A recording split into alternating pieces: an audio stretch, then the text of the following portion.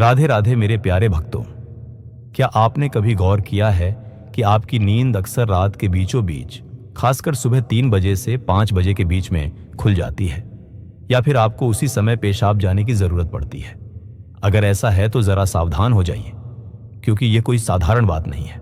पूज्य महाराज जी ने बताया है कि यह रहस्य साधारण नहीं बल्कि बेहद गूढ़ है। यह रहस्य आपकी जिंदगी बदल सकता है। यह सवाल है कि आखिर ब्रह्मांड आपको क्या संकेत देना चाहता है।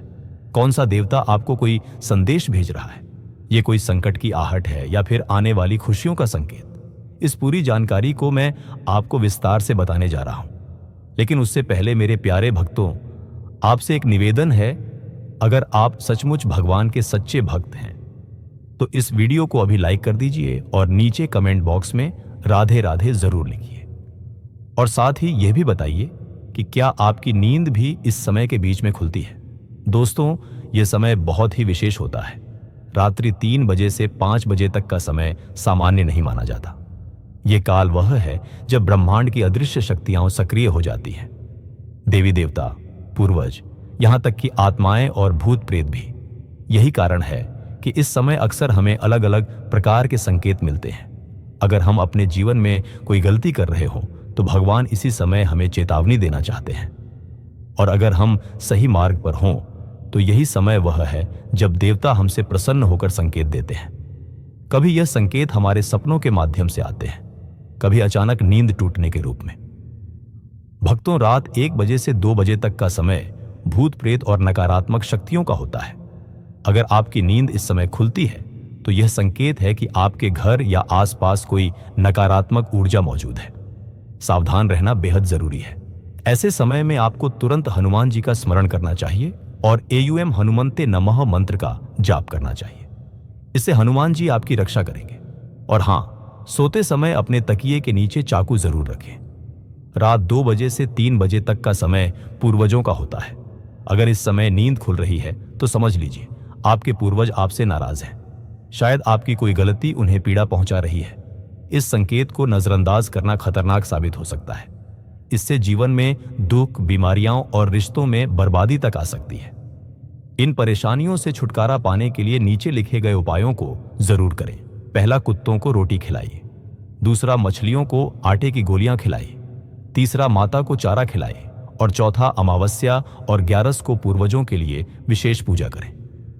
भक्तों, रात 3 बजे से 4 बजे तक यह समय आपके कुल देवी देवता का होता है। अगर आपकी नींद इस समय खुल रही है तो यह संकेत है कि आपके कुल देवता नाराज हैं। शायद आप उन्हें स्मरण नहीं कर रहे या उनकी पूजा उपेक्षित हो रही है। कुल देवता अगर अप्रसन्न हो जाए तो घर की तरक्की रुक जाती है, परिवार में कलह, बीमारी और बाधाएं बढ़ जाती है। इसलिए इस समय संकेत मिलने पर आपको तुरंत कुल देवता की पूजा, धूप दीप और अर्चना करनी चाहिए। विशेषकर पूर्णिमा के दिन सुबह 4 बजे से 5 बजे तक यह होता है सबसे शुभ समय, ब्रह्म मुहूर्त। अगर आपकी नींद इस समय खुल रही है तो समझ लीजिए यह बहुत ही पवित्र और मंगलकारी संकेत है। इसका अर्थ है कि भगवान आपसे प्रसन्न है और आपकी जिंदगी में अब अच्छा समय शुरू होने वाला है। इस समय आपको महादेव का स्मरण करते हुए एयूएम नमः शिवाय मंत्र का जाप करना चाहिए। यही समय है जब साधना, ध्यान और प्रार्थना करने से असीम फल मिलता है।